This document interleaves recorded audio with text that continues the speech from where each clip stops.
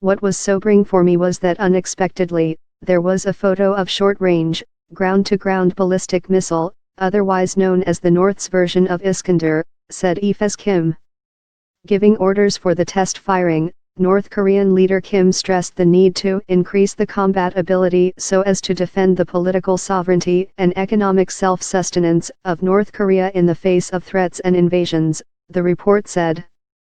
The statement came a day after the test firing, which analysts interpreted as an attempt to exert pressure on Washington to give ground in negotiations to end the North's nuclear program after a summit in February ended in failure. North Korea had maintained a freeze in nuclear and ballistic missiles testing in place since 2017, which U.S. President Donald Trump has repeatedly pointed out as an important achievement from his engagement with Pyongyang.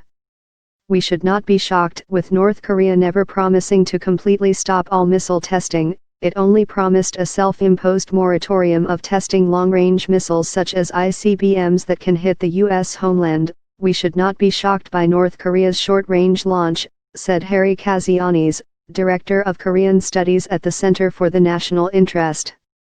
The latest test firing prompted Seoul on Saturday to call on its communist neighbor to stop acts that escalate military tension on the Korean peninsula. Trump said in a Twitter post that he was still confident he could have a deal with Kim.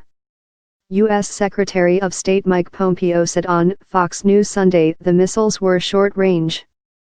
The testing freeze has been focused, very focused, on intercontinental missile systems, the ones that stand to threaten the United States, Pompeo said. The administration wants to continue to work toward a peaceful resolution to achieve denuclearization, he added. The South Korean military initially described the test as a missile launch, but subsequently gave a vaguer description of projectiles and said it was conducting joint analysis with the United States of the latest launches.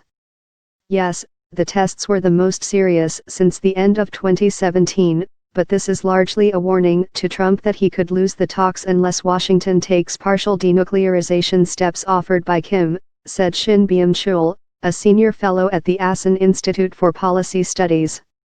A resumption of long-range test could be next unless Kim gets what he wants soon. Talks stalled after a second summit between Kim and Trump in Hanoi in February failed to produce a deal to end Pyongyang's nuclear program in return for sanctions relief. The North's last missile launch was in November 2017, when it tested an intercontinental ballistic missile.